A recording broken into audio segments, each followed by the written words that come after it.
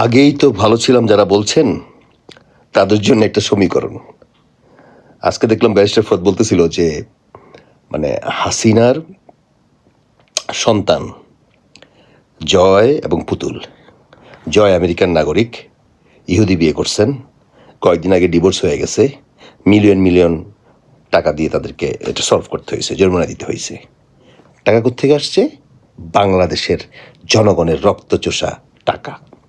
পুতুল ফরিদপুরের রাজাকারের ছেলেরে বিয়ে করছেন, যারা কিনা মিনিস্টার বানাইছিলেন, এবং কিছুদিন আগেই দুবাইতে নাকি তাদের ডিভোর্স হয়েছে, এবং ডিভোর্সে পুতুলকে ফ্লোরিডায় 2টা বাড়ি এবং প্রায় 3 কোটি টাকা সেটেলমেন্ট দিতে হয়েছেন।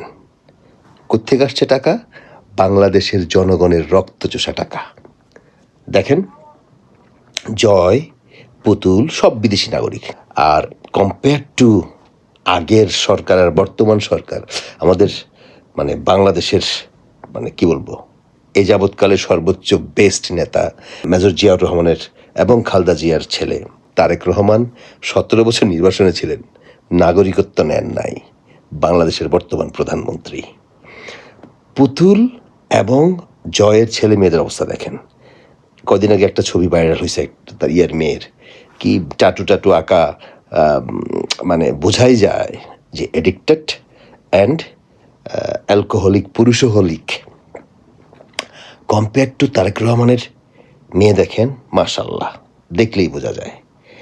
এদের ডিভোর্স হয়, আর কয়েকদিন আগে ঢাকা মেডিকেলে তারেক সাহেবের স্ত্রী, যেহেতু প্রাক্তন স্টুডেন্ট, ওইখানে একটা অনুষ্ঠানে তারেক সাহেব বলতেছিলেন যে আমার মাথায় হেলথ নাই, উনি আছেন, অর্থাৎ তার ওয়াইফ হচ্ছে হেলথ, যেহেতু ডাক্তার।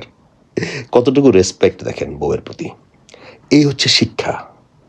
আপনি আমাদের জাতির পিতা শেখ মুজিবুর রহমানের সন্তান, তার নাতি, তার একটাও বাংলাদেশের নাগরিক না। এরা যে কত বড় তেলবাস চামচা কর্মচারী ইন্ডিয়ার, আজকে প্রায় 50,000 আওয়ামী লীগের দিবস ধরে ইন্ডিয়া তাদেরকে পুষতেছে, বালের নেতাকর্মীদের। আর তারেক সাহেব, আলহামদুলিল্লাহ, আমরা আগের চেয়ে এখন অনেক ভালো আছি। আগের চেয়ে বাংলাদেশের নেতা অনেক ভালো এখন, ইনশাল্লাহ। আশা করি ডেফিনেটলি সময়ের সুযোগের মাধ্যমে, একটু সময় লাগবে, দেশ সঠিক পথে চলবে, অ্যাটলিস্ট বেটার দেন বিফোর।